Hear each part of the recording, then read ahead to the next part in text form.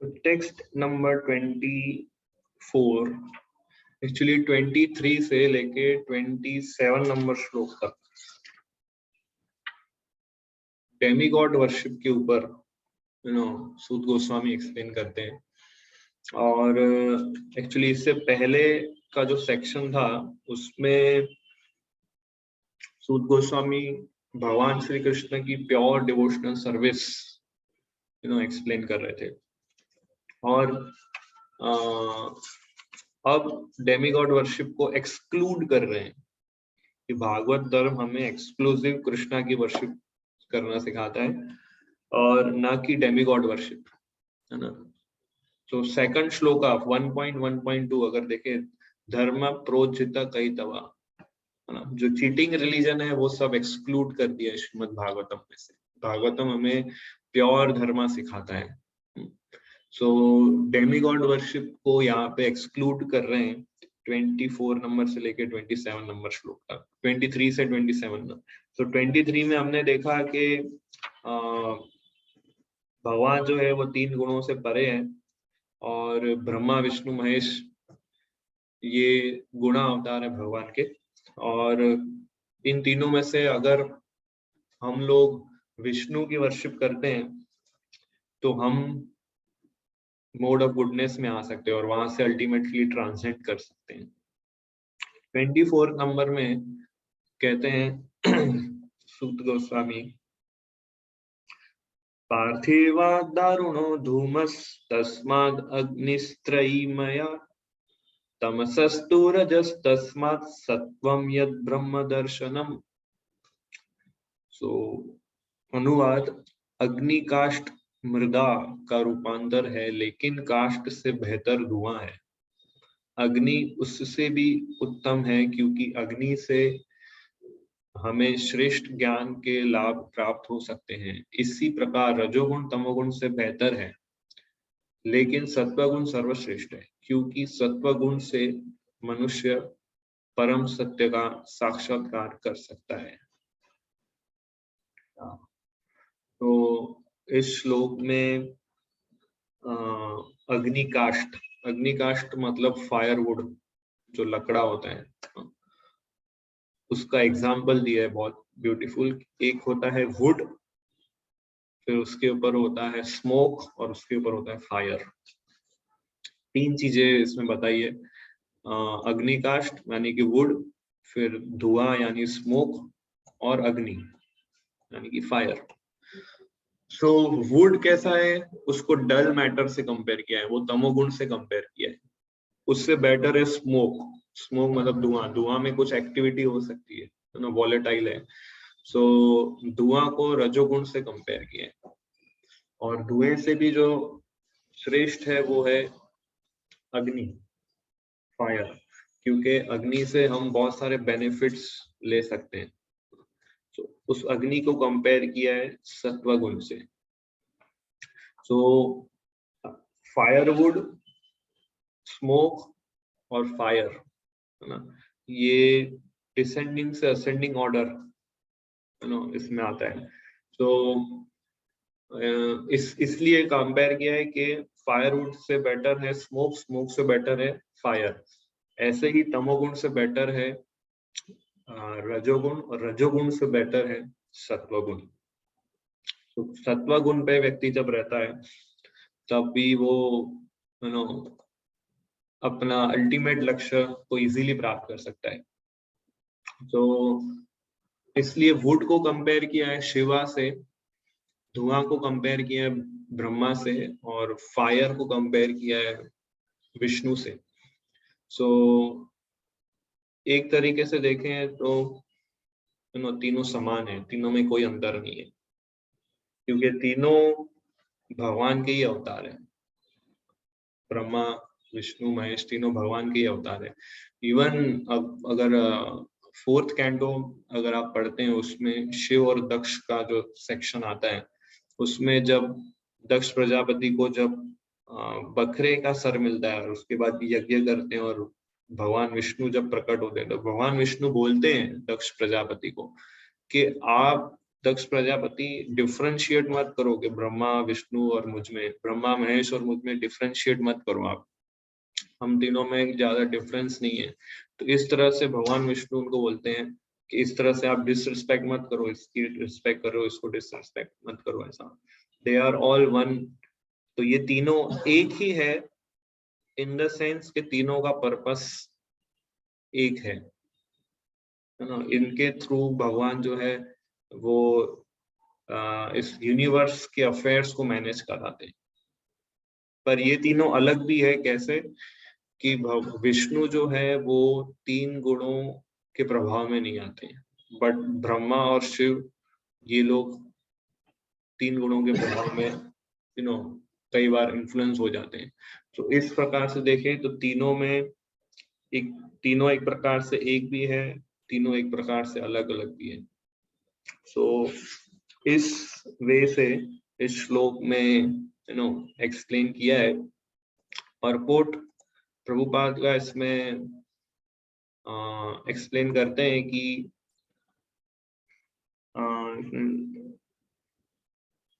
प्रभुपाद लिखते हैं कि one has to rise to the platform of goodness so that one can become eligible for devotional service of the Lord.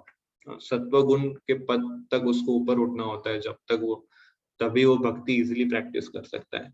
अब बहुत अच्छा interesting point लिखते हैं, ये हिंदी में है, इसको आप हिंदी में पढ़ सकते हैं, मैं इंग्लिश में पढ़ता हूँ, बहुत इंपॉर्टेंट है। But if there are impediments on the progressive path, anyone, even from the platform of tamas, can gradually rise to the sattva platform by the expert direction of spiritual master.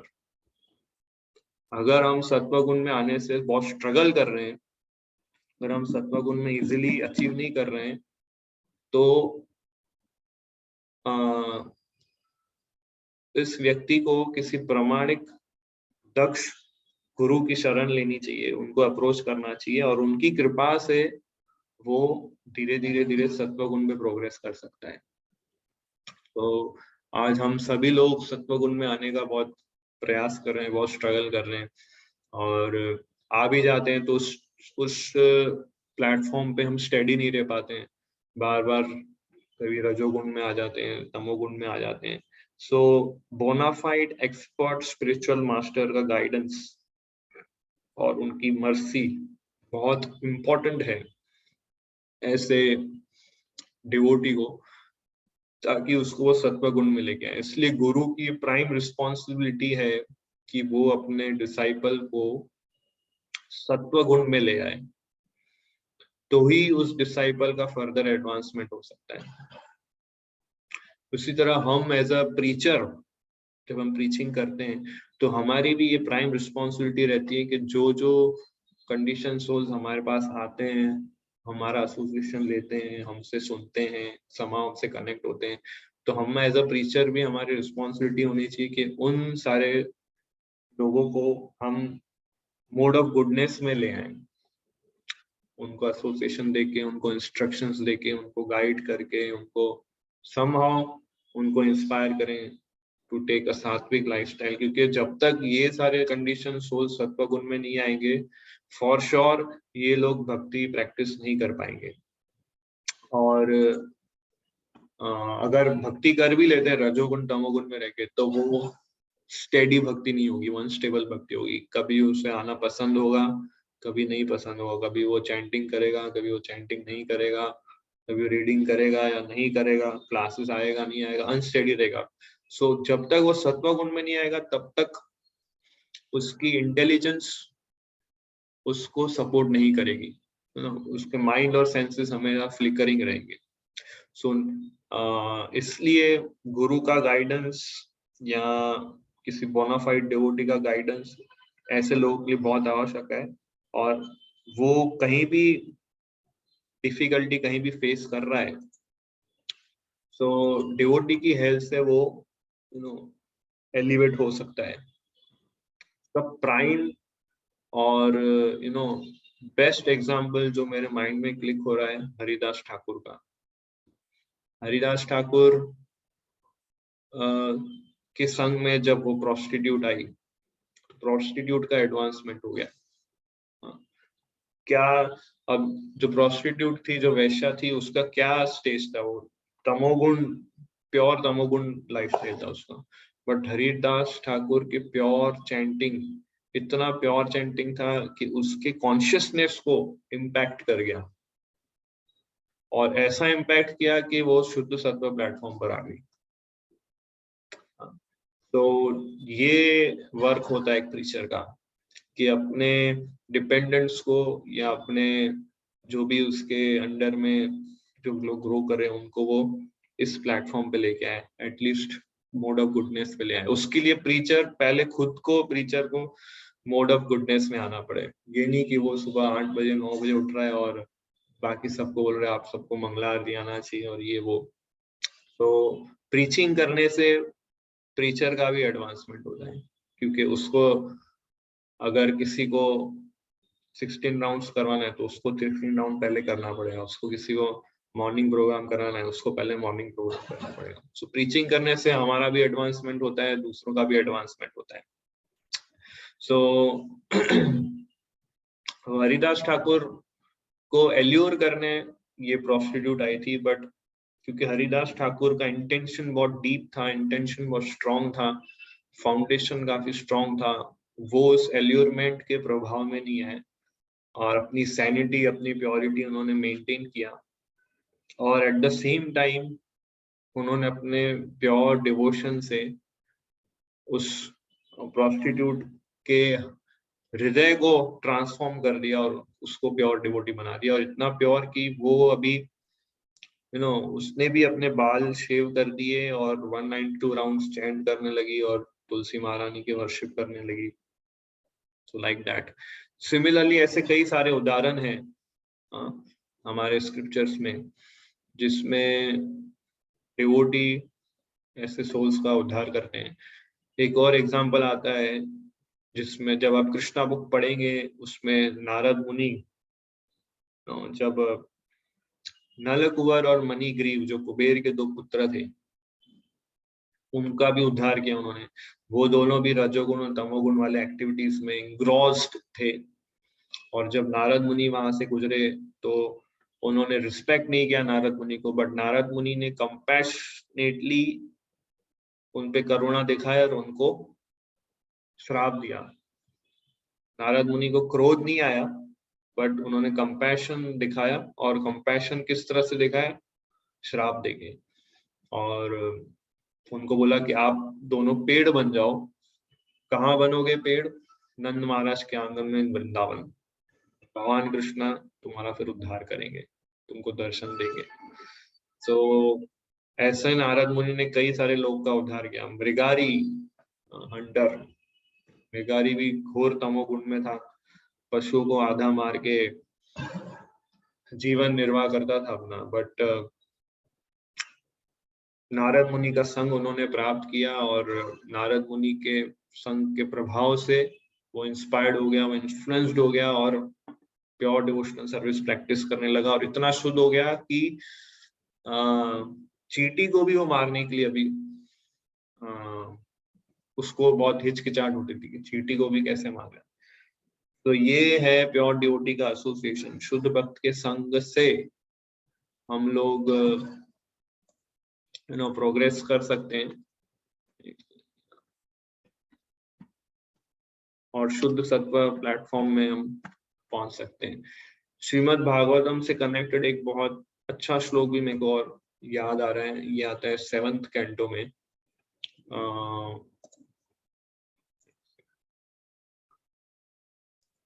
अगर आप खोलें 7th canto,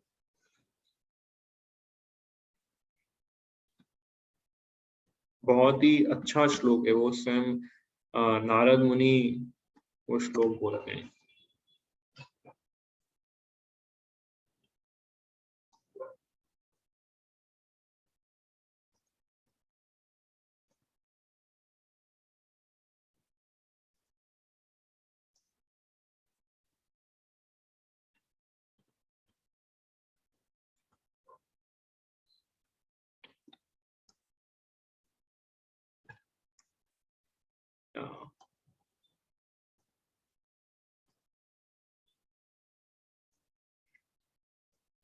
7th canto 15th chapter text number 25.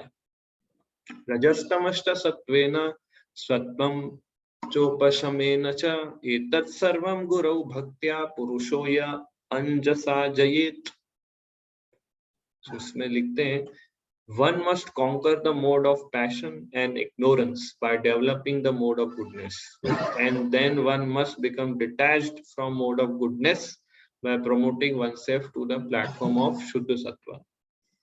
All this can be automatically done if one engage in the service of the spiritual master with faith and devotion. In this way one can conquer the influence of modes of nature.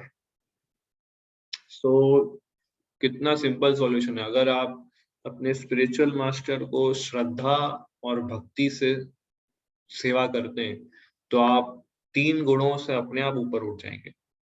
Simply just follow the instruction of your spiritual master, तो आप 3 गुणों से ऊपर उठ जाएंगे। ये नारद मुनि ये श्लोक कह रहे हैं श्रीमद् भागवतम के अंदर।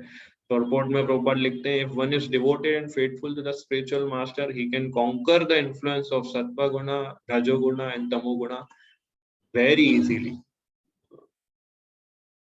तो ये श्रीमद् भागवतम इसका प्रूफ है कि अगर आप बोनाफाइड स्पिरिचुअल मास्टर के संपर्क में आते हैं, डेफिनेटली आपका प्रोग्रेस होगा। सो इसलिए अगर हमें भक्ति में प्रोग्रेस करना है तो हमें 3 गुणों से ऊपर उठना होगा, और 3 गुणों से अगर हमें ऊपर उठना है तो हमें स्पिरिचुअल मास्टर के एसोसिएशन में आना होगा। तो इसलिए एक्सेप्टिंग स्पिरिचुअल मास्टर, रूप गोस्वामी कहते हैं कि गुरु को एक्सेप्ट करना is the first step in devotional service. भक्ति में पहला कदम है गुरु पादाश्रय। तो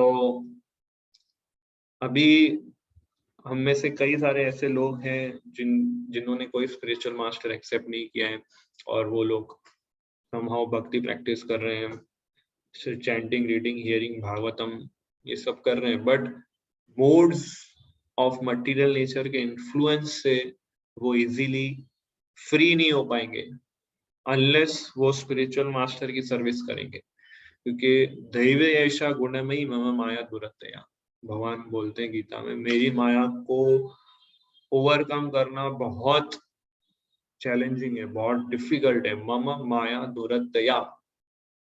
तो इसलिए वो चैलेंज को हम इजीली ओवरकम कर सकते हैं by taking shelter of spiritual master. तो इसलिए इस्कॉन में ऐसा सिस्टम है कि अनेक वरिष्ठ सन्यासी हैं इस्कॉन के अंदर जो गुरु के पोजीशन पर हैं और इनिशिएशन देते हैं, डिसाइपल्स एक्सेप्ट करते हैं और उनको मर्सीफुली इंगेज करते हैं कृष्णा और प्रभुपाद जी की सेवा में। तो इन कमिंग टाइम हमें अपने आप को प्रिपेयर करना चाहिए कि we should be ready to accept a spiritual master, take initiation और रेगुलेटरी प्रिंसिपल फॉलो करके we should proceed ahead in this devotional service. नहीं तो ऐसे भी भक्ति चली रही है बट वी कैन नॉट, हम लोग क्या प्योर गुडनेस वाली जो डिवोशनल सर्विस है वो प्राप्त करने के लिए विदाउट एक्सेप्टिंग स्पिरिचुअल मास्टर हम वो स्टेज पे नहीं आ सकते। इसलिए स्पिरिचुअल मास्टर का बहुत इंपॉर्टेंस है हमारे स्क्रिप्चर्स में, हमारे वैदिक कल्चर में, कृष्णा कॉन्शियस लाइफस्टाइल के अंदर। तो परपोर्ट में नेक्स्ट और प्रभुपाद लिखते हैं कि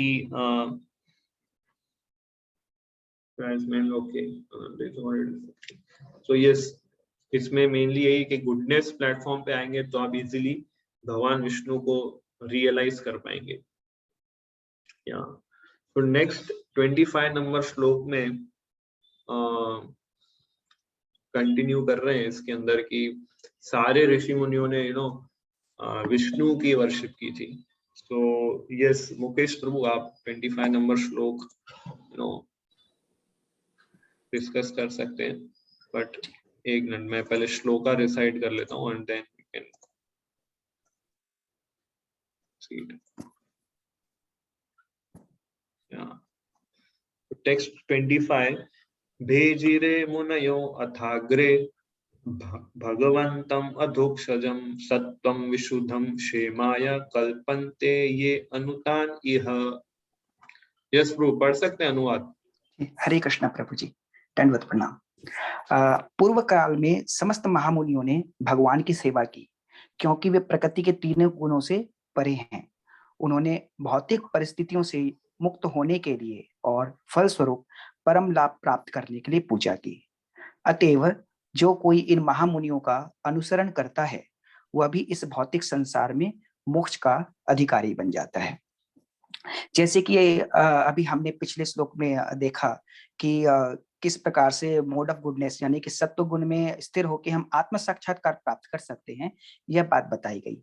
उसके कंटिन्यूएशन में जो है यह आगे का श्लोक आता है कि हम अगर प्रकृति के इन तीन गुणों से अगर हम है ना पार हो जाते हैं, जिसको गुणातीत अवस्था कहते हैं, भगवान उसका हमको बताते हैं गीता में 14.26 में कि अनन्य भक्ति के द्वारा जो है हम गुणातीत अवस्था को प्राप्त कर सकते हैं। तो इसमें यह बताया गया कि पूर्व काल में बहुत सारे ऐसे वैष्णव महामुनि हुए जिन्होंने इस भौतिक परिस्थितियों से, इस भौतिक कलमश से जो है मुक्त होने के लिए भगवान की सेवा की, और उन्होंने उस सेवा को करके फिर जो है भगवान का जो परम गंतव्य जो है, परम व्योम में जो भगवान का जो परम धाम है, उस पे जो है वहां उनके अधिकारी वो बने।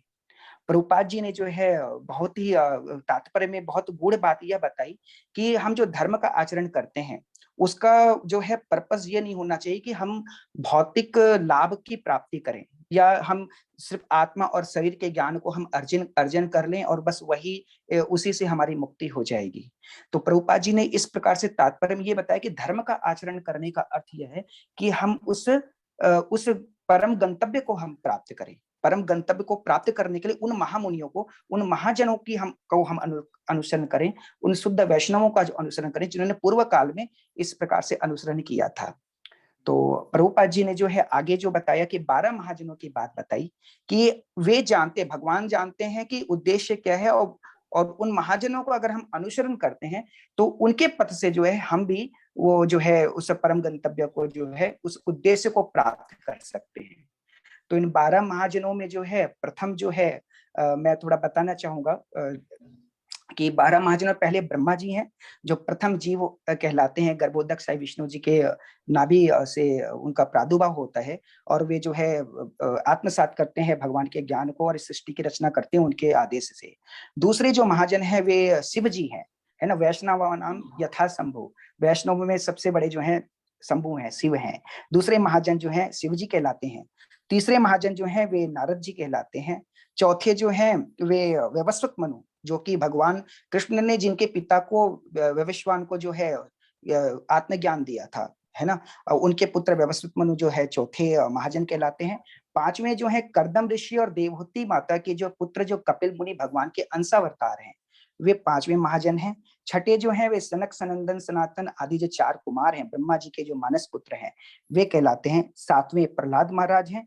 छठवें जो है भीष्म पितामह है। सातवें राजा जनक है, सॉरी 9वें जो है राधा जनक है। 10वें जो है बलि महाराजा हैं। 11वें सुखदेव गोस्वामी हैं और 12वें में यमराज आते हैं, जो कि अजामिल उपाख्यान जो हम जब पढ़ते हैं तो उसमें यमराज बताते हैं कि जो कृष्ण की भक्ति करते हैं वे जो है उनको तुम मेरे दूत तुम उनके पास जाना भी मत। तो ये सब जितने भी महाजन हैं, अगर इनकी डिवोशनल प्रैक्टिस को अगर हम देखें तो अगर हम इनका अनुसरण करें तो इनका अनुसरण करके हम भी उस अवस्था को प्राप्त कर सकते हैं। लेकिन प्रभुपाद जी एक चीज और बताते हैं। क्या बताते हैं प्रभुपाद जी तात्पर्य में कि अगर हम इन महाजनों का अनुसरण करें और इन शुद्ध वैष्णवों की अगर हम है ना सेवा करें तो वो उस चीज को जो है हमारे अंदर में जो है 3 गुणों को जो है पार करने की हमारे अंदर में जो है वह क्षमता आ जाएगी, जैसे कि प्रभु जी ने बताया। मैं यहाँ पे एक चीज और बताना चाहूंगा। यहाँ पे एक शब्द, 2 शब्द आए हैं, पूजा करना और सेवा करना। मैं प्रभुपाद जी का जो है एक वक्तव्य मुझे याद आता है, मैंने सुना था कि प्रभुपाद जी सेवा और पूजा में बताते हैं, सेवा और पूजा में अंतर है। जब हम कहते हैं कि हम कृष्ण की पूजा कर रहे हैं तो हमें यह नहीं कहना चाहिए कि हम कृष्ण की पूजा कर रहे हैं। वास्तव में हम कृष्ण की सेवा करते हैं। हम कृष्ण और विष्णु के पास जाते हैं तो हम उनकी सेवा करते हैं, क्योंकि हम जीव का धर्म ही है, जीवेर स्वरूप है नित्य कृष्ण दास, है ना। हम सेवक हैं। जब हम कृष्ण को अर्पण करते हैं, कृष्ण के अर्चा विग्रह को जब हम है ना, जब उनके लिए भोग लगाते हैं, तो ये सब कुछ सेवा की कैटेगरी में आता है। लेकिन अगर पूजा को प्रभुपाद जी ने डिस्क्राइब किया इस प्रकार से, कि पूजा करने का अर्थ है कि हमारे अंदर में आपको संतुष्ट करना है। हमारे अंदर में एक ऐसी मनोवृत्ति होती है कि हमारी इस एक्टिविटी से आप संतुष्ट हो जाओ। हो सकता है मैं आपसे कुछ मांग लूं या आप मुझे कुछ पेश करो कि तुम्हें कुछ लेना है क्या। तो इस प्रकार की जो एक्टिविटी होती है वो पूजा कहलाती है, और देवता जो है इस कैटेगरी में एक्सेप्ट करते हैं पूजा। तो हम जो है कृष्ण की और भगवान विष्णु के पास जाते तो हम उनकी सेवा ही करते हैं। हम उसको पूजा की कैटेगरी में हमको रखना ही नहीं चाहिए। प्रभुपाद जी ने बहुत सुंदर तरीके से जो है यह बात, ये वर्ड्स कुछ आए तो मुझे लगा कि मैं शेयर करूं आप लोगों के साथ में, कि हम कृष्ण के सेवक ही हैं। इस बात को हमें दृढ़ता से हमको समझ जाना चाहिए। हम कृष्ण की पूजा नहीं करते, हम कृष्ण की सेवा करते हैं, और हम सेवक ही रहेंगे, क्योंकि हमारा स्वरूप ही है सेवा करना। भौतिक जगत में हम भौतिक लोगों की सेवा करते हैं, भौतिक संबंधियों की सेवा करते हैं, लेकिन आध्यात्मिक जगत में हम कृष्ण की ही सेवा करते हैं। और इस भौतिक जगत में हमको सीख जानना चाहिए कि कृष्ण की सेवा हम कैसे करें। हरे कृष्ण। यस ट्रू, बहुत ही अच्छा एक्सप्लेन किया आपने। और भक्ति का पर्पस क्या है, किस पर्पस से करना चाहिए, पूजा और सेवा और महाजन, सारे पॉइंट्स आपने अच्छा कनेक्ट किया इसके अंदर। प्रभु जी हरे कृष्णा, एक चीज और बताना चाहूंगा, मैं भूल गया। इस श्लोक को मैं कनेक्ट करूं अगर भगवत गीता से, तो भगवत गीता का प्रथम और द्वितीय श्लोक भगवान यही बात कहते हैं जो इस श्लोक में कहते हैं कि अर्जुन मैं तुम्हें जो है एक ऐसा ज्ञान बताऊंगा, इस ज्ञान को पाकर जो है पूर्व के मुनि लोगों ने जो है ना परम सिद्धि प्राप्त की है, और इस ज्ञान का आश्रय लेके जो है तुम भी उस परम सिद्धि को प्राप्त कर सकते हो। तो भगवान जो है, मैंने इसमें जी 7 चैप्टर, 9वें चैप्टर, 10वें चैप्टर और 14वें चैप्टर में भगवान कृपा करके जो है ऐसे ज्ञान की स्टार्टिंग करते हैं बताने के लिए। चौथे चैप्टर में भी अर्जुन को अपने मन से, उनकी मन स्थिति को देख के, तो अगर हम शुद्ध सत्व में अगर आने की अगर हम चेष्टा करते हैं, तो वो भगवत का ज्ञान जो है वो किसी न किसी माध्यम से स्पिरिचुअल गुरु जो है, हमारे जो प्रामाणिक गुरु हैं, उनकी शरण में हम जाएं, और जो है हमें वह ज्ञान जो है हमारे मन में, हमारे जीवन में जो है वो उतरेगा। हरे कृष्ण प्रभु जी। तो इस श्लोक के अंदर इम्पोर्टेंस बताया गया है कि हमें ग्रेट अथॉरिटीज को फॉलो करना चाहिए भक्ति योगा प्रोसेस में, अगर हमें प्रोग्रेस करना है। तो सत्वम विशुद्धम क्षेमाया कल्पन्ते ये अनुतान यहाँ, तभी हम 3 गुणों से ऊपर उठ पाएंगे। और जितने भी लोग ने इसमें लिखा है कि whoever follows such great authority is also eligible for liberation from the material world. So महाजनो ये ना गता सपंथा, है ना। जैसे 12 महाजन है, ये 12 अथॉरिटीज है जो पूरे यूनिवर्स के कंडीशन सोल्स को गाइड कर सकते हैं back home, back to Godhead के लिए। तो एक बार प्रभुपाद क्लास दे रहे थे और 12 महाजनों के विषय में कह रहे थे। प्रभुपाद सब 12 महाजनों के विषय में एक करके डिस्क्राइब कर रहे थे। सो 12 महाजन ये, एक डिसाइपल खड़ा हुआ, प्रभुपाद, उन्होंने बोला Prabhupada you are the 13th mahajan. Prabhupada ने कहा you are 14th mahajan. Because so महाजन वो है जो दूसरे महाजन को फॉलो करता है। तो इसलिए महाजनों को फॉलो करना, महाजन मतलब वो ग्रेट सोल्स, वो ऑथराइज्ड एजेंट भगवान के, जिनको प्योर डिवोशनल सर्विस का नॉलेज है और वो उसी को स्प्रेड करते हैं। तो परपोर्ट में स्टार्टिंग में प्रभुपाद लिखते हैं कि भक्ति का पर्पस क्या है। भक्ति का पर्पस प्रॉफिट कमाना नहीं है, ना ज्ञान प्राप्त करना है। भक्ति का पर्पस इसमें बताया अल्टीमेटली कि भौतिक भव बंधन से मुक्त होना और भगवान के धाम जाना और वहां भगवान की सेवा करना। This is the actual purpose. Prabhupada एक बार वृंदावन में थे, दो डिवोटीज के बीच में मैनेजरियल कॉन्फ्लिक्ट आ गया। ये लगभग 1976 की बात है। तो वृंदावन में थे वहां। सो दो डिवोटीज डिफरेंस ऑफ ओपिनियन आ गया। सो प्रभुपाद ने उस डिफरेंस ऑफ ओपिनियन को रिजॉल्व किया, दोनों पे एक पॉइंट पे लाके कि what is the purpose of coming here in Vrindavan, purpose क्या है यहाँ आने का। सो प्रभुपाद ने कहा कि पर्पस है टू प्लीज कृष्णा। और फिर वो दोनों डिवोटीज को प्रभुपाद ने उनकी कॉन्शियसनेस को स्कैन करवाया कि आप बताओ किस पर्पस, आपका जो डिफरेंस ऑफ ओपिनियन है उस डिफरेंस ऑफ ओपिनियन को याद करके सोचो कि कृष्णा कहाँ प्रसन्न होंगे। डोंट थिंक कि मेरा ओपिनियन सही है और उसका ओपिनियन गलत है, या उसका ओपिनियन गलत है सही है मेरा ओपिनियन। इस तरह से नहीं सोचना है, हमें सोचना है कृष्णा कहाँ प्लीज होंगे। तो इन दोनों को एक्सरसाइज करवाई और फिर वहां पे सॉल्यूशन उन दोनों को मिल गया ऑटोमेटिक। सो अल्टीमेट पर्पस अगर हमारा कृष्णा को प्लीज करना है तो सारे डिफरेंस ऑफ ओपिनियन को हम रिजॉल्व कर सकते हैं, सारे कॉन्ट्राडिक्शंस को हम रिजॉल्व कर सकते हैं। हमें बस अपने फॉल्स ईगो की गाड़ी को पार्क करना है और कृष्णा को प्रसन्न करना है।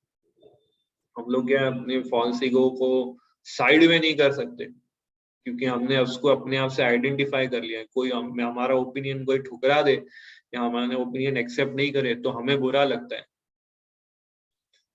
भले वो ओपिनियन कृष्णा की सर्विस में इतना यूजफुल नहीं हो, पर क्योंकि वो मेरा ओपिनियन था और उसको ठुकरा दिया गया इसलिए मैं कॉन्फ्लिक्ट करूंगा। सो ये मेंटालिटी से हम डिवोशनल सर्विस में प्रोग्रेस नहीं कर सकते। और ये प्रॉब्लम्स आते रहेंगे क्योंकि हम सब कंडीशन सोल्स हैं, हम सब माइंड, इंटेलिजेंस, फॉल्स ईगो से बंधे हुए हैं, थ्री मोड से बंधे हुए हैं। इसलिए बार बार हमें रिमाइंड करते रहना पड़ेगा कि we have to act for the pleasure of Krishna, we have to act for the pleasure of Krishna, we are the servant of Krishna.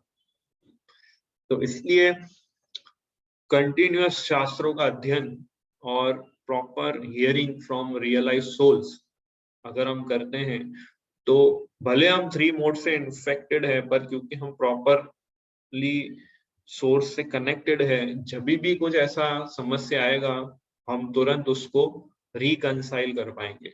पर जिसका श्रवण अध्ययन वीक है, कमजोर है, वो हमेशा कॉन्फ्लिक्टिंग मोड में रहेगा, वो हमेशा स्ट्रगल करता रहेगा भक्ति के अंदर, वो हमेशा कंपैरिजन करता रहेगा और अपने ओपिनियन को श्रेष्ठ मानेगा, क्योंकि उसका पर्पस कृष्णा को प्लीज करना नहीं है। एक्चुअली कंडीशन सोल की ये सबसे बड़ी बीमारी है कि वो भूल जाता है कि वो कृष्णा का सर्वेंट है और कृष्णा को प्लीज करने आया है वो यहाँ। हम सब कंडीशन सोल की ये बीमारी है। सो उस बीमारी का इलाज है continuous hearing reading and associating with devotees.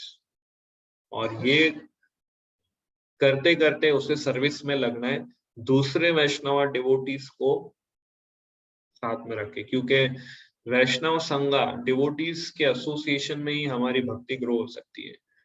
कुछ डिवोटीज ऐसा समझते कि मैं डिवोटीज के एसोसिएशन में रहता हूँ तो बहुत अपराध होते हैं मुझसे, इसलिए मैं को डिवोटी एसोसिएशन में नहीं रहना है, मैं अकेले रहूंगा तो एटलीस्ट अपराध से तो बचूंगा, तो भक्ति चलेगी आगे।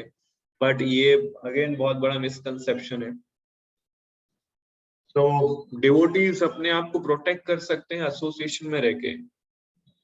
मैंने जैसे कुछ क्लास पहले बताया था कि हमारा फॉल्स ईगो प्योरीफाई होगा डिवोटी के एसोसिएशन में आके, हमारी इंटेलिजेंस प्योरीफाई होगी स्क्रिप्चर्स पढ़ के, हमारा माइंड प्योरीफाई होगा चैंटिंग करके, हमारे सेंसेस प्योरीफाई होंगे सेवा में एंगेज होके। तो इसलिए ईगो को प्योरीफाई करना बहुत इंपॉर्टेंट है। और रियल ईगो ये है कि I am eternal servant of Krishna, मैं कृष्णा का दास हूं। तो अब वो डिवोटी अगर मुझसे अच्छा सेवा करता है या वो डिवोटी मुझसे अच्छा सेवा करती है तो मैं उस डिवोटी का असिस्टेंट बनने के लिए रेडी हूँ, क्योंकि मेरा पर्पस क्या है, कृष्णा प्रसन्न हो रहे हैं ना। That's it. मेरा पर्पस ये नहीं है कि मैं ज्यादा एक्सपर्ट हूँ, मैं ज्यादा स्मार्ट हूँ। मेरा पर्पस क्या है, कृष्णा को ज्यादा अच्छा प्लीज कौन कर सकता है, और जो ज्यादा अच्छा प्लीज कर सकता है मैं उसका सर्वेंट बनने के लिए रेडी। भले वो मेरा जूनियर है, no problem, but he can please Krishna more nicely than me, then I am his servant. तो जो कृपा उस भक्त को मिलेगी सेवा करके, क्योंकि उसने इतना अच्छा प्लीज किया कृष्ण को, जो कृपा उस भक्त को मिलेगी, अगर मैं उस भक्त को अप्रिशिएट करता हूँ या उस भक्त का सर्वेंट बनता हूँ, तो मुझे भी वही कृपा मिलेगी जो उस व्यक्ति को कृष्ण ने दी है। सेम वही कृपा मुझे मिल जाएगी, सिर्फ उसको अप्रिशिएट करके। मुझे इतनी सारी बड़ी बड़ी सेवाएं करने की आवश्यकता नहीं है। इसलिए भक्ति में प्रोग्रेस करना एक तरीके से देखें तो एकदम सिंपल है। आप सिर्फ उन सब डिवोटीज को ग्लोरीफाई करो जो लोग बहुत अच्छा सर्विस कर रहे हैं। वो जो उन सभी डिवोटीज को जो मर्सी मिली है, वो सारी मर्सी आपको मिल जाएगी, केवल आपको उनका ग्लोरीफाई करना है बस। इस तरह से देखें तो भक्ति में प्रोग्रेस करना बहुत इजी है। सो ग्लोरीफाई करना डिवोटीज को कोई डिफिकल्ट नहीं, एकदम सिंपल, और सब डिवोटीज प्रसन्न भी हो जाएंगे। तो सबको ग्लोरिफिकेशन अपना अपना सुनना अच्छा लगता है, इसलिए हमने ग्लोरिफिकेशन प्रोग्राम रखा है, जिसमें डिवोटीज सब आके ग्लोरीफाई करेंगे डिवोटीज के यहाँ। तो इसलिए पर्पस कृष्णा को प्लीज करना है। पर्पस हमें प्रूव नहीं करना है कि we are the best devotee, we are advance devotee, ये पर्पस नहीं है। सो ये पॉइंट है। So we have to follow the mahajan, they are pure devotees. Text 26 में मूड बताते हैं सूत गोस्वामी, किस मूड से हमें डेमिगॉड वर्शिप को अवॉइड करना है, एनवियस मूड से नहीं करना है। तो टेक्स्ट 26 में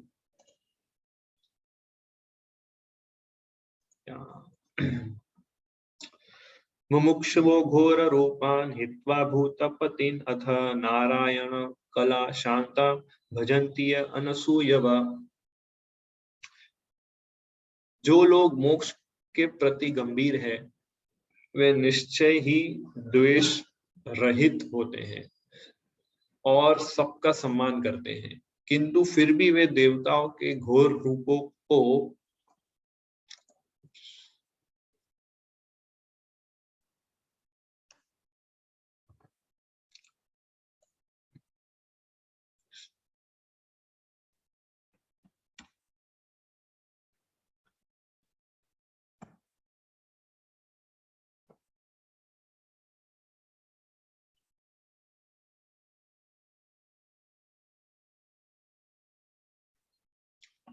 किंतु फिर भी वे देवताओं के घोर रूपों का अस्वीकार करके केवल भगवान विष्णु तथा उनके स्वांशों के कल्याणकारी रूपों की ही पूजा करते हैं। तो डेमिगॉड्स वर्शिप जो है उसको वैष्णवास लोग अवॉइड करते हैं, बट डिसरिस्पेक्टफुल एटीट्यूड से नहीं, एनवियस एटीट्यूड से नहीं। जैसे इसमें लिखा है कि जो मुमुक्ष वो शब्द यूज किया है, जो लोग सीरियस है मुक्ति प्राप्त करने के लिए उसको मुमुक्ष वो बोलते हैं। सो जो मुक्ति प्राप्त करने के लिए बहुत सीरियस है वो डेमिगॉड वर्शिप को रिजेक्ट करते हैं, बट उसको रिडिक्यूल या डिसरिस्पेक्ट वे से या एनवियस वे से रिजेक्ट नहीं करते हैं। डिवोटीज लोग ये समझते हैं कि ये पर्टिकुलर जो देवता है, देवी है या देवता है, वो एक वैष्णव है, उसका एक बहुत इंपॉर्टेंट रोल है इस यूनिवर्स को मैनेज करने के लिए। ये यूनिवर्स भगवान ने बनाया और भगवान ने इस यूनिवर्स को मैनेज करने के लिए बहुत सारे डिपार्टमेंट्स बनाए हैं, और उस डिपार्टमेंट्स को हैंडल करने के लिए भगवान ने अलग अलग देवी देवताओं को अपॉइंट किया है। तो इसलिए हर पर्टिकुलर देवी या देवता का एक बहुत अहम रोल है इस यूनिवर्स को मैनेज करने के लिए। सो इस तरह से उस मटेरियल वर्ल्ड को मैनेज करते हैं और भगवान ने उनको अपॉइंट किया है, इसलिए वो डेमिगॉड की रिस्पेक्ट करता है। इसलिए वैष्णव डेमिगॉड्स की रिस्पेक्ट करते हैं। अगर ये डेमिगॉड जो देवता है अगर मैनेज नहीं करेंगे तो हम सब बद्ध जीवात्मा सुखी से इस भौतिक संसार में नहीं रह पाएंगे। हमें सब वो चीजें प्रोवाइड करते हैं, सनलाइट, एयर, वाटर, ऑक्सीजन, सब कुछ, जिसकी ताकि हम इस भौतिक संसार में अच्छे से रह सके। तो इसलिए हर वैष्णवा, हर डिवोटी डेमीगॉड को रिस्पेक्ट करता है, क्योंकि वो भगवान की सेवा में लगा हुआ है। अल्टीमेटली सभी देवता भगवान की सेवा में लगे हुए हैं, उनको असिस्ट कर रहे हैं इस यूनिवर्स को मैनेज करने के लिए। सो वो डिवोटी इस नजरिए से देखता है सभी देवता को कि वो सब कृष्णा के सर्वेंट है, इंडिपेंडेंट सुप्रीम नहीं है वो, ये है। सो देवता अभी कौन बनते हैं? ये दो टाइप के आत्मा होती है, एक प्योर सोल्स जो केवल भगवान की शुद्ध भक्ति करना चाहते हैं, और दूसरे होते हैं कंटेमिनेटेड सोल जो भगवान से इंडिपेंडेंट होके एंजॉय करना चाहते हैं। बट एक तीसरे प्रकार की आत्माएं भी होती हैं, वो क्या मिक्स्ड कॉन्शियसनेस की होती है। उन्हें भगवान की सेवा भी करनी है और इस भौतिक संसार को कंट्रोल भी करना है। तो ऐसे मिक्स्ड कॉन्शियसनेस वालों को देवता का रोल दिया जाता है। देवता मतलब उनके अंदर भगवान की सेवा करने की भी इच्छा है, पर मटेरियल वर्ल्ड को एंजॉय करना, कंट्रोल करने की भी इच्छा है। तो ऐसी मिक्स्ड कॉन्शियसनेस, साइमल्टेनियसली लॉर्डशिप और सर्विस, दोनों चीजें हैं। तो भगवान ऐसे जीवों को इस भौतिक संसार का मैनेजर बना देते हैं कि आप मैनेज करो, आप कंट्रोल करो, बट ये समझ के कि तुम मेरी सेवा कर रहे हो। इस उद्देश्य से भगवान उनको सर्टेन पावर्स देते हैं और उनको एंगेज करते हैं। अगर वो भूल जाते हैं कि वो मेरे दास है, अगर ऐसे देवी देवता भूल जाते हैं कि वो भगवान के कंट्रोल में है, तो भगवान उनकी मेंटालिटी को रेक्टिफाई करते हैं। और पास्ट में हमने देखा भी है, ब्रह्मा जी भूल गए थे, कृष्णा ने उनको ठीक किया। इंद्र देवता भूल गए थे, कृष्णा ने उनको ठीक किया। सो भगवान बोलते हैं कि ये लोग इंडिपेंडेंट कंट्रोलर नहीं है, आप लोग कंट्रोल करो, बट आपको ये भी समझना है कि आप कंट्रोल कर रहे हो एज अ माय सर्विस, आप इंडिपेंडेंट कंट्रोलर नहीं हो। जैसे ही आप भूल जाओगे कि आप मेरे दास हो, तो गड़बड़ में हो जाएगी। तो इसलिए देवी देवता लोग इस तरह से भगवान की सेवा में एंगेज है, और इस तरह से वो धीरे धीरे धीरे प्योरीफाई होते हैं और वो भी भक्त बन जाते हैं। और ये देवी देवताओं की कॉन्शियसनेस भी कैसी होती है कि उन्हें बहुत एम्बेरस फील होता है। एम्बेरस को क्या बोलते हैं? शर्मिंदा फील होता है अगर कोई उनकी वर्शिप करता है तो, क्योंकि उन्हें पता है कि they are not supreme, supreme lord Krishna is the supreme. इसलिए जो भी भगवान की वर्शिप करते हैं, कृष्णा की वर्शिप करता है, वासुदेव की वर्शिप करता है, ऐसे लोग को ये सारी देवी देवता बहुत अप्रिशिएट करते हैं। कैंटो 4 श्रीमद् भागवतम में जब प्रचेतास लोग भगवान की वर्शिप करने जा रहे थे, तो लॉर्ड शिवा वहां प्रकट हो गए और उनसे प्रसन्न हो गए, और उन्होंने लॉर्ड शिवा ने उनको कहा कि मैं तुम्हें सिखाता हूँ वासुदेव की वर्शिप कैसे करते हैं, और पूरा रुद्र गीत सुनाया उनको। 4th कैंटो में रुद्र गीत आता है, जिसमें Lord Shiva certain set of instructions देते हैं इन प्रचेता को और उनको गाइड करते हैं how to worship lord Krishna.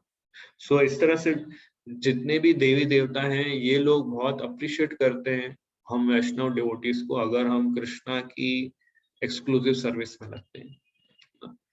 तो एक प्रभुपाद के डिसाइपल है, उन्हें बता रहे थे कि प्रभुपाद ने उनको वार्न किया था कि देवताओं को ऑफेंड नहीं करना है, किसी देवी देवता को ऑफेंड नहीं करना है। वो लोग सारे कृष्णा के एम्पावर्ड सर्वेंट हैं और कृष्णा से अलग नहीं देखना है उनको। तो सारे देवी देवता जो है वो भगवान के अंग है, इस दृष्टिकोण से हमें देवी देवताओं को देखना है। सो हम भले क्रिटिसाइज करते हो देवताओं की वर्शिप नहीं करनी चाहिए, गलत है, बट कभी भी हमें किसी देवी देवताओं को डिसरिस्पेक्ट नहीं करना चाहिए।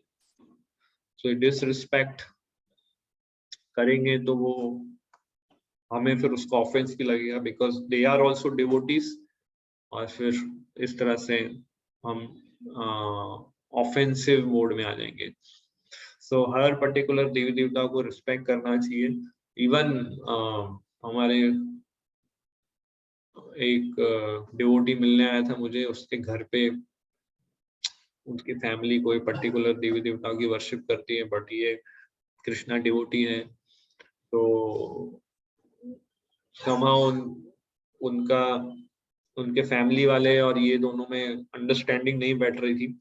तो मैंने उनको कहा कि आप देवी देवताओं की वर्शिप या उनको रिस्पेक्ट करिए, बट इस भाव से करिए कि ये भी कृष्णा के सर्वेंट है। और ऐसे भाव से किसी देवी देवता की अगर हम वर्शिप करते हैं तो वो गलत नहीं है, लोग वर्शिप कर सकते हैं, देवी देवता की वर्शिप कर सकते हैं, पर कॉन्शियसनेस क्या होनी चाहिए कि ये लोग सुप्रीम नहीं है, ये लोग इंडिपेंडेंट नहीं है, ये भी सब कृष्णा के सर्वेंट हैं और ये सब भी कृष्णा के पार्ट एंड पार्सल हैं। तो हमें कृष्णा से उनको अलग नहीं देखना है। इसलिए सेकंड ऑफेंस क्या है, दूसरा नाम अपराध क्या है, ब्रह्मा शिवा जैसे देवताओं को भगवान नाम के समान अथवा उसे स्वतंत्र समझना। तो इसलिए Krishna is the original person और उसमें से सारे देवी देवता निकले, ओरिजिन हुए। तो इस तरह से परपोर्ट में प्रभुपाद एक्सप्लेन करते हैं सर्टेन पॉइंट्स।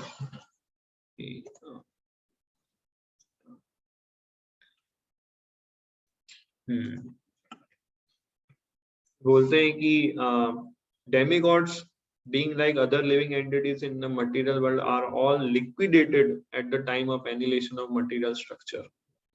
मतलब देवता लोग जो है वो उनका भी नाश हो जाएगा जब ये पूरा प्रलय हो जाएगा। तो वो खुद को ही मुक्ति नहीं दे सकते हैं, अपने भक्तों को कैसे मुक्ति देंगे, प्रभुपाद ऐसे लिखते हैं। सो किसी देवी देवता की हम जब वर्शिप करते हैं तो हमें कोई टेम्पररी बेनिफिट मिलता है, बट अल्टीमेट वो बेनिफिट हमारा साथ नहीं रहता है। भगवद गीता के 7th चैप्टर में, 9th चैप्टर में, 4th चैप्टर में, है ना, डेमीगॉड वर्शिप के ऊपर काफी कृष्ण ने कहा है अर्जुन को। और परपोर्ट में भी प्रभुपाद एक जगह लिखते हैं कि देवता लोग टेम्पररी है, ये मटीरियल वर्ल्ड टेम्पररी है, देवता जो वरदान देंगे वो भी टेम्पररी है, और जब मटीरियल वर्ल्ड नष्ट हो जाएगा तो देवता भी नष्ट हो जाएंगे, उनके भक्त भी नष्ट हो जाएंगे, उनके दिए गए वरदान भी नष्ट हो जाएंगे। तो इस वजह से उन लोग जो लोग लिबरेशन जिनका गोल है, बैक टू गॉड हेड जाना जिसका गोल है, वो ये सब देवी देवताओं के वर्शिप में अपना टाइम वेस्ट नहीं करता है, कि इसका अल्टीमेट गोल है लिबरेशन, जो कोई देवी देवता प्रोवाइड नहीं कर सकता। सो इस तरह से श्रीमद् भागवतम एक्सक्लूसिवली कृष्णा वर्शिप पे फोकस करता है। टेक्स्ट 27 में बताते हैं, रजस्तम प्रकृतया समशीला भजन्ति वै पितृभूता प्रजेशादिन श्रीयैश्वर्य प्रजेप्सवा। जो लोग रजोगुणी तथा तमोगुणी में हैं वे पितरों, अन्य जीवों तथा उन देवताओं की पूजा करते हैं जो सृष्टि संबंधी कार्यकलापों के प्रभारी है, क्योंकि वे स्त्री, धन, शक्ति तथा संतान का लाभ उठाने की इच्छा से प्रेरित होते हैं। सो अगेन ये सिमिलर श्लोक भगवत गीता के अंदर भी आता है, यान्ति देवा वृता देवान पितृयांत्र पितृविता। जो देवताओं की पूजा करता है वो देवता के लोक में जाता है, जो पितरों की पूजा करता है पितरों लोक में जाता है, जो भूत प्रेत की पूजा करता है उस लोक में जाता है, पर जो मेरी वर्शिप करता है वो मेरे धाम में आता है, ऐसा कृष्ण बोलते हैं।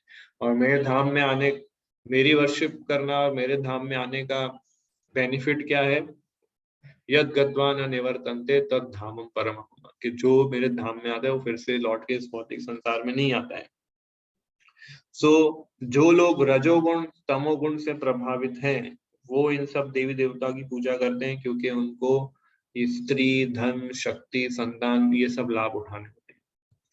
तो परपोर्ट में देखिए प्रभुपाद फर्स्ट लाइन में लिखते हैं कि यदि मनुष्य भगवान के धाम को वापस जाने के बारे में गंभीर है तो उसे किसी भी कोटि की देवता की पूजा करने की कोई आवश्यकता नहीं है, कोई भी देवी देवता की वर्शिप करने की आवश्यकता नहीं है अगर आपको भगवान के धाम को प्राप्त करना है। अगर उसके लिए आप बहुत गंभीर है, आप सीरियस है, तो there is no need to worship demigods. So purport में प्रभुपाद ये भी लिखते हैं कि हमें अपनी भौतिक इच्छाओं को प्रबल नहीं बनाना है, और जितना अपनी भौतिक इच्छाओं को आप प्रबल बनाएंगे उतना आप कष्ट में रहेंगे। The more you do material enjoyment the more miseries you will get. बहुत डीप प्रोफाउंड स्टेटमेंट है ये। सो अधिक भौतिक भोग अपनाने का अर्थ है अपने आप को भौतिक संसार के कष्टों से अधिकाधिक बांधना। सो हमें इसलिए मटेरियल डिजायर्स जितनी मिनिमल हो उतनी रखनी चाहिए, उतनी डिजायर रखनी चाहिए जितना बॉडी और सोल को एक रख सके, उससे कम भी नहीं उससे ज्यादा भी नहीं, ऐसा प्रभुपाद लिखते हैं। सो सेकंड पैराग्राफ इसका बहुत इंपॉर्टेंट है इस परपोर्ट का, जिसमें बहुत ही अच्छा लिखते हैं प्रभुपाद कि भौतिक सुख के लिए देवताओं के पास जाने की कोई आवश्यकता नहीं है, ये देवता भगवान के दास मात्र है। फलतः ये जल वायु प्रकाश आदि रूप में जीवन की आवश्यकता प्रदान करने के लिए बाध्य है।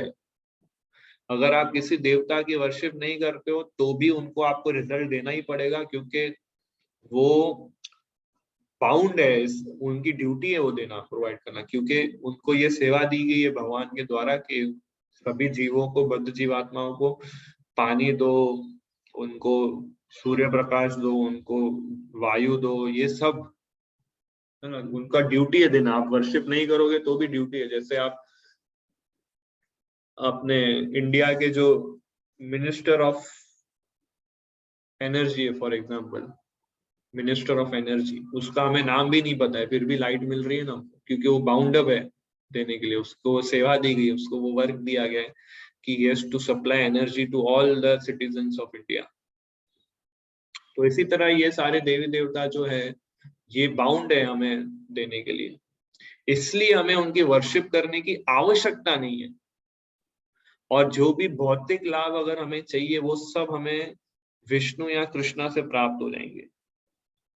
अगले लाइन में यही लिखते हैं कि मनुष्य को चाहिए कि जीने के लिए कठोर श्रम करें और इसी श्रम के फल से भगवान की पूजा करें, यही जीवन का लक्ष्य होना चाहिए। अल्टीमेटली हम अपने फल से जो हमें श्रम के द्वारा प्राप्त होता है उससे हम भगवान की सेवा करें, और ये हमारा अल्टीमेट मोटो होना चाहिए। सो इसलिए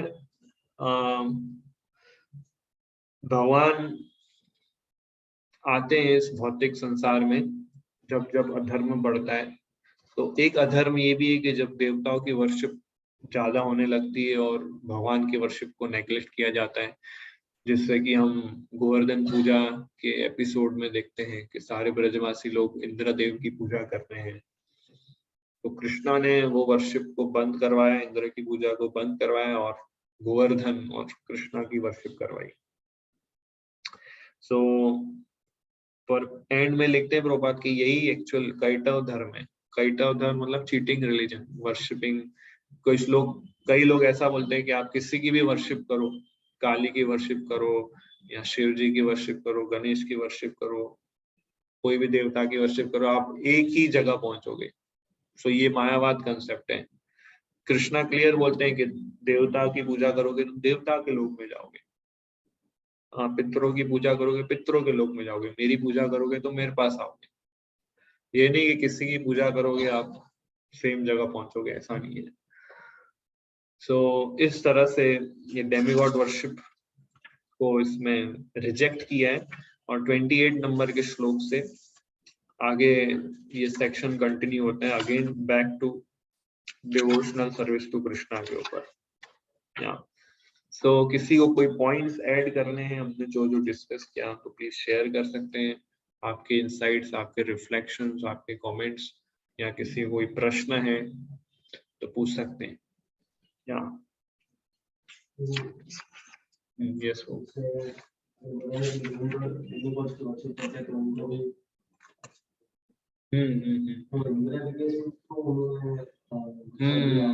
सो गुड क्वेश्चन है। ये पूछ रहे हैं कि मैंने बताया क्लास में कि देवताओं की जब हम वर्शिप करते हैं तो उन्हें एम्बैरेसिंग फील होता है, तो फिर इंद्र को क्यों गुस्सा आ गया जब उनकी वर्शिप बंद की?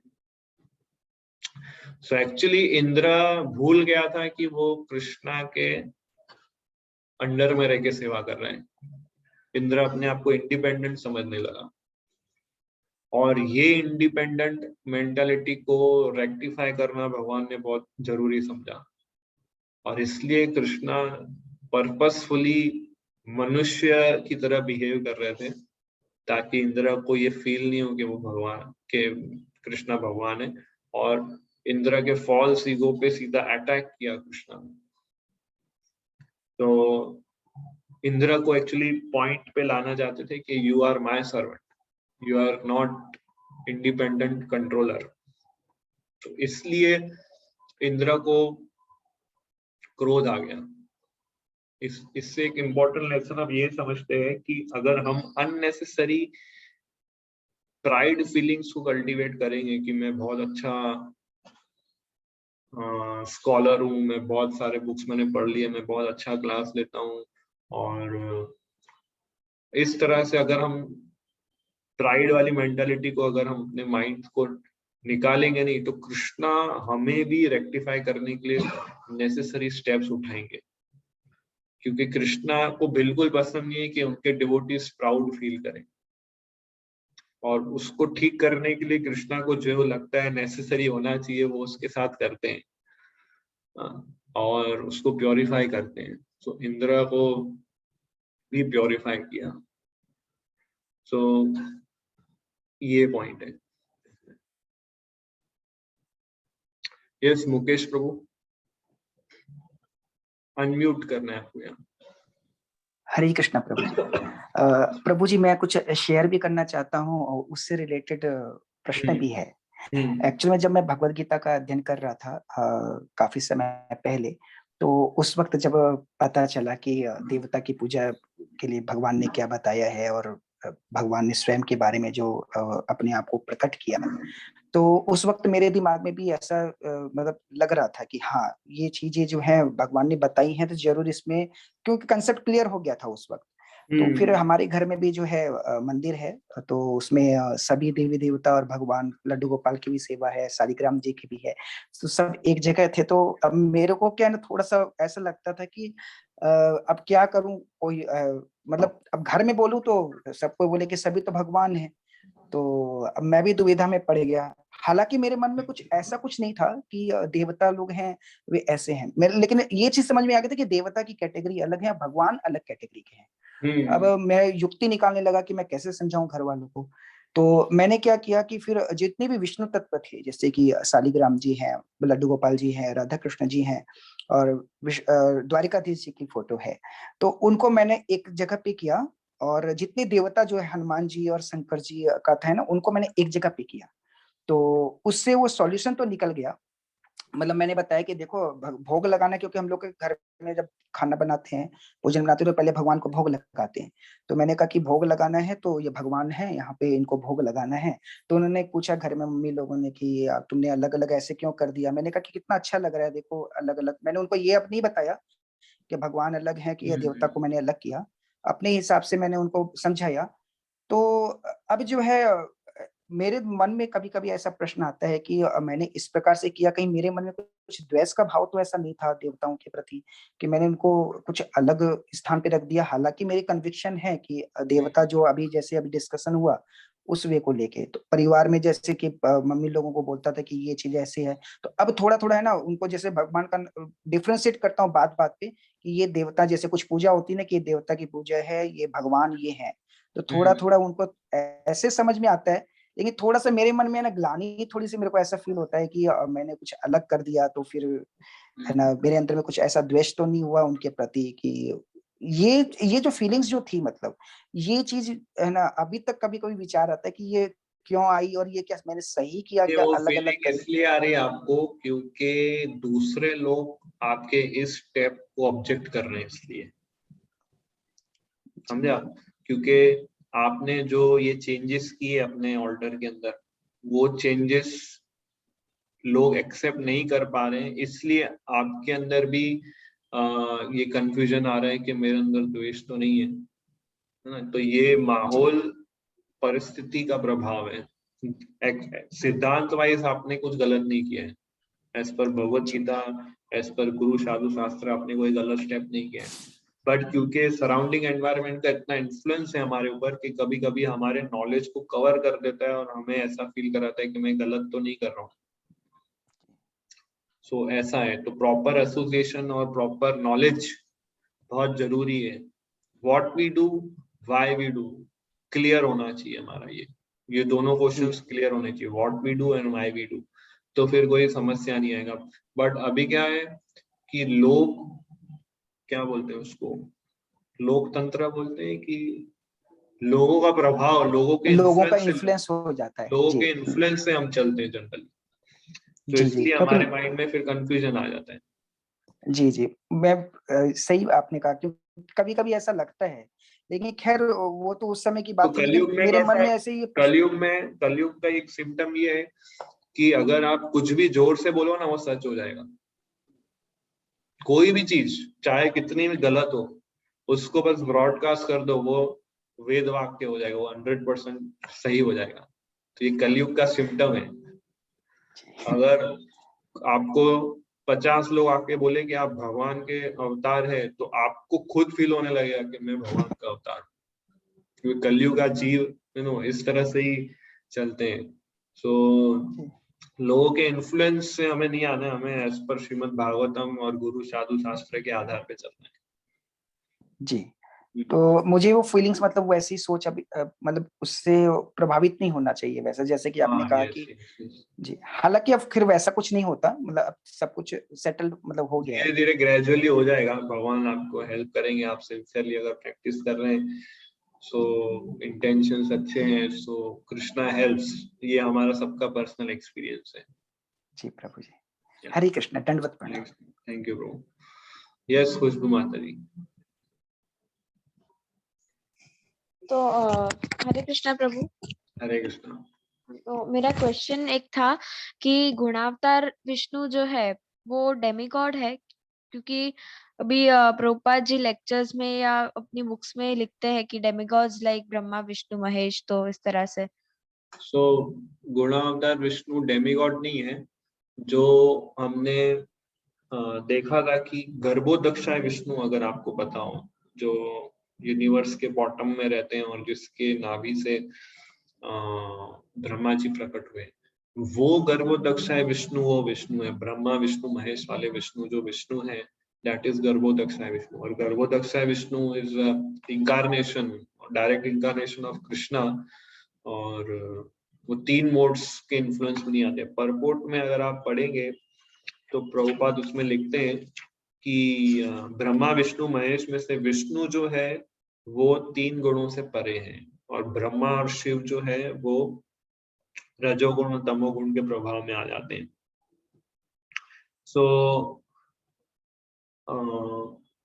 कुछ लोग ब्रह्मा विष्णु महेश में जो विष्णु है वो शिरोदक्षाय विष्णु भी गिनते हैं, जो सबके हृदय में परमात्मा है। कुछ लोग उसको बोलते हैं, कुछ लोग गर्भोदक्षाय विष्णु बोलते हैं, बट ज्यादा डिफरेंस इसमें नहीं है। बट वो ब्रह्मा विष्णु महेश वाले जो विष्णु है वो डेमिगॉड नहीं है, they are incarnation of direct Krishna. इसलिए मैंने वो एग्जाम्पल दिया था कि दक्ष प्रजापति में जब विष्णु आते हैं तो वो ये बोलते हैं कि हम तीनों में आप प्लीज डिफरेंस मत देखिए। तो डिफरेंस नहीं देखने का अर्थ है कि तीनों भगवान के अवतार है और पर्पस है to manage this universal affair, पर डिफरेंट भी है क्योंकि विष्णु 3 गुणों के प्रभाव में नहीं आते और ब्रह्मा शिव 3 गुणों के प्रभाव में आते हैं, इसलिए इस तरह से। ओके, थैंक यू प्रभु। और एक एग्जाम्पल और एक पॉइंट भी शेयर करना है, एक एग्जाम्पल देना है कि आपने जैसे बताया कि कुछ लोग ऐसा बोलते हैं कि किसी की भी पूजा करो, सब एक ही है। तो इसमें मैंने इसका बहुत अच्छा एग्जाम्पल मैंने लेक्चर में सुना था कि अगर कोई कहता है कि आपको मतलब प्राइम मिनिस्टर आप अपने हिसाब से कोई भी चुन लो, आपके लिए वो प्राइम मिनिस्टर हो गया। मुझे अगर स्मृति ईरानी पसंद है तो मेरे लिए वो प्राइम मिनिस्टर हो गई। फिर किसी को नरेंद्र मोदी पसंद तो मोदी जी उनके लिए प्राइम मिनिस्टर हो गए। तो ऐसा नहीं होता, प्राइम मिनिस्टर तो रियलिटी में एक ही होता है। तो ये एग्जाम्पल था। यस यस, या गुड। सो अपने स्पेक्यूलेशन से अगर सोचेंगे कि ये प्राइम मिनिस्टर है, मैं तो इसकी बात ही सुनूंगा, तो डेट विल नॉट वर्क। ये सही बात है। इसलिए पर्टिकुलर कोई देवी देवता को समझ ले कि यही भगवान है, वो वर्क नहीं करेगा। या यस मुकेश प्रभु। हरे कृष्ण प्रभु जी। प्रभु जी, अभी जो माता जी ने प्रश्न पूछा था पहला वाला, उसी से रिलेटेड मेरा भी प्रश्न था, मतलब मेरे मन में भी वैसा था। तो प्रभु जी, जैसे कि आपने भी बताया कि जो गुणावतार जो विष्णु हैं, वे क्षीरोदक साई विष्णु कई लोग बोलते हैं, और कई लोग गर्भोदक साई विष्णु को भी मानते हैं। तो मेरा प्रश्न प्रभु जी ये था कि जैसे कि पृथ्वी पे जब बहुत ज्यादा प्रॉब्लम हो जाती है, देवता लोग जो है भगवान को अवतार लेने के लिए, ग्रहण करने के लिए, मतलब उनको पुरुष सूक्त से जो है उनकी ये करते हैं, तो वे कृष्ण विष्णु के पास में जाते हैं। गुणावतार विष्णु, क्षीरोदक से विष्णु। तो प्रभु जी, गुणावतार जो विष्णु जो है वो क्या, जो सत्यनारायण भगवान है जिनको हम पूजा करते हैं भौतिक लाभ के लिए, सत्यनारायण पूजा करते हैं, क्या वो है? क्या वो भी गिन सकते हैं आप। सत्यनारायण मतलब अगेन विष्णु का ही एक रूप है। Satya Narayan means Narayan, the ultimate truth. जी तो वो विष्णु ही है। तो वो गुणावतार विष्णु है प्रभु जी वो। हाँ, गुणावतार विष्णु, यस, गुणावतार विष्णु में आते, क्योंकि अल्टीमेटली वो भी जी, वो भौतिक लाभ के लिए, भौतिक लाभ के लिए। जी। ओके प्रभु जी। भौतिक लाभ को प्राप्त करने के लिए भी हमें विष्णु को ही अप्रोच करना चाहिए, देवी देवता के पास नहीं। ये भी हमारे स्क्रिप्चर्स कहते हैं। जी प्रभु जी, धन्यवाद। यस चिराग प्रभु। हरे कृष्णा प्रभु। हरे कृष्णा प्रभु, मेरा प्रश्न यह था कि स्पिरिचुअल मास्टर को शरणागत होने के लिए डिसाइपल की क्या योग्यता होनी चाहिए, और वो योग्यता डेवलप कैसे करें? Qualification of a disciple, actually इसके ऊपर पूरा एक सेमिनार है कि क्वालिफिकेशन ऑफ डिसाइपल। तो डिसाइपल के क्या क्या गुण होते हैं वो बताए गए हैं। ब्रीफ में हम ऐसा कह सकते हैं कि डिसाइपल्स के कुछ क्वालिफिकेशंस होते हैं कि वो सिंसियर, सीरियस और स्ट्रिक्ट होना चाहिए अपनी चीजों को लेके। जैसे मैं एक चीज आपके साथ शेयर करता हूँ।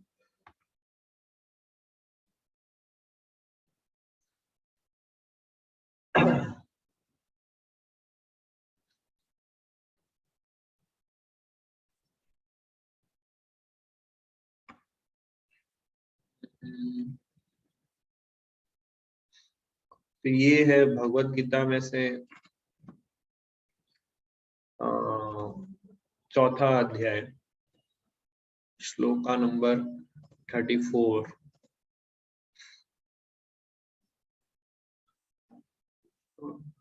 तो इसमें आप बताते हैं, तद विधि प्रणिपातेन परिप्रश्नेन सेवया उपदेक्षन्ति ते ज्ञानम ज्ञानिनः तत्त्वदर्शिनः। तो ये क्वालिटीज हैं डिसाइपल की। तद विधि प्रणिपातेन मतलब वो सरेंडर होना चाहिए, वो रिलेवेंट इंक्वायरीज पूछने चाहिए और उसको सर्विस करनी चाहिए। ये 3 चीजें मेन भगवद गीता में अर्जुन को कृष्णा ये क्वालिटीज लेने का बोलते हैं। तो हम्बल सरेंडर होना चाहिए, सबमिसिव होना चाहिए गुरु को लेके। और शिष्य हमेशा अपने आप को मूर्ख मानता है, अपने आप को इनसिग्निफिकेंट मानता है, और गुरु को अपना डॉक्टर मानता है जो उनके इस कंटेमिनेशन को मुक्त करते हैं और उसको बेनिफिट देते हैं। सो हम्बल सरेंडर कि शिष्य अपने आप को एकदम स्मार्ट और स्कॉलर और एक्सपर्ट नहीं मानता है गुरु के सामने। हाँ, वो सारी चीजें को बाहर रख के आता है और फिर गुरु को सरेंडर होता है। सनातन गोस्वामी ने ये मूड से ही चैतन्य महाप्रभु को सरेंडर किया था। फिर गुरु डिसाइपल जो होता है वो इंक्विजिटिव होता है, मतलब रिलेवेंट इंक्वायरीज पूछता है। अल्टीमेट गोल, मेरा मनुष्य जीवन का लक्ष्य क्या है, क्या होना चाहिए, ये इस तरह की इंक्वायरी करता है और सेवा भाव रहता है उसके अंदर। ही इज वेरी सबमिसिव गुरु के प्रति, हमेशा जो गुरु उनको इंस्ट्रक्ट करते हैं उसको वो अच्छे से फॉलो करते हैं। भगवान के प्रति उसके अंदर भक्ति होती है, devotion to the supreme lord. गुरु के ऑर्डर्स पे अनफ्लिंचिंग फेथ, मतलब पूरी श्रद्धा होती है गुरु के ऑर्डर के ऊपर। ये भी एक क्वालिफिकेशन है डिसाइपल का। सो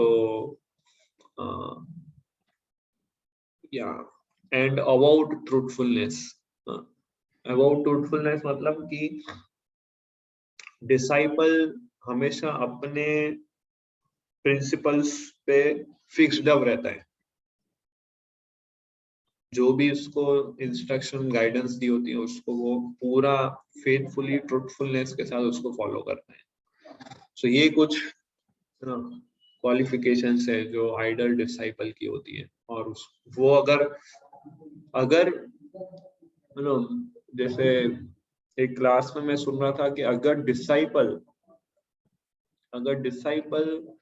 क्वालिफाइड हो जाता है, सिंसियरली ये सारे क्वालिटीज डेवलप करता है जो भगवत गीता 4.34 में, अगर डिसाइपल रेडी हो जाता है तो कृष्णा ऑटोमेटिकली बोनाफाइड गुरु उसके पास भेजेगी। तो हमें ये अभी चिंता नहीं करनी, अरे अभी हम गुरु कहाँ से ढूंढेंगे, मेरे को तो कुछ पता ही नहीं किसके पास जाने का। नो, वी जस्ट, हमें खुद सिंसियर बनना है, कृष्णा विल सेंड दैट गुरु। ध्रुव महाराज का एग्जांपल अगर आप लें, उनकी सिंसियर, भले उनके अंदर मटेरियल डिजायर थी, बट उसकी माता ने उनको कहा था कि अगर आपको भगवान को प्राप्त करना है तो जंगल में जाना पड़ेगा। तो ध्रुव महाराज के अंदर ये इच्छा थी कि भगवान का दर्शन करना है ताकि मैं उनसे वरदान प्राप्त कर सकूं। तो ध्रुव महाराज के अंदर ये सिंसियरिटी भगवान ने देखी, इसलिए नारद मुनि को उनके पास भेजा। ध्रुव महाराज नारद मुनि के पास नहीं गए थे, नारद मुनि उनके पास आए। तो इसलिए डिसाइपल जब रेडी हो जाता है कि yes he is now ready, और वो सारे क्वालिटीज और प्रिंसिपल्स फॉलो कर रहे हैं, then automatically Krishna will arrange somewhere somehow कि वो गुरु से मिल सके। तो ये चीज है। यस प्रभु। और कोई प्रश्न किसी को? हरे कृष्ण प्रभु। यस आनंद प्रभु।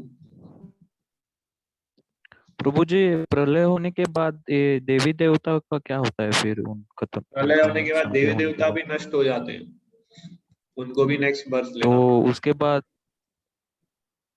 पृथ्वी पे भौतिक जगत फिर से उनको बर्थ लेना होता है। यस। और कुछ डेमिगॉड्स जो प्योरीफाई हो गए हैं सर्विस करके, वो फिर उनका प्रोग्रेस होता है आगे नेक्स्ट। अभी जैसे कि सदाशिव है या गणपति व गणेश जी है जो वैकुंठ में वास करते, तो उनका तो प्रलय के बाद ये नहीं होता ना, संहार नहीं होता है। जैसे कई सारे डेमिगॉड्स, जैसे ब्रह्मा जी है, लॉर्ड गणेशा है, सो ये सारे डेमिगॉड्स डायरेक्ट प्रलय के बाद भगवान के धाम जाएंगे। ओके। इस तरह। ओके। यस।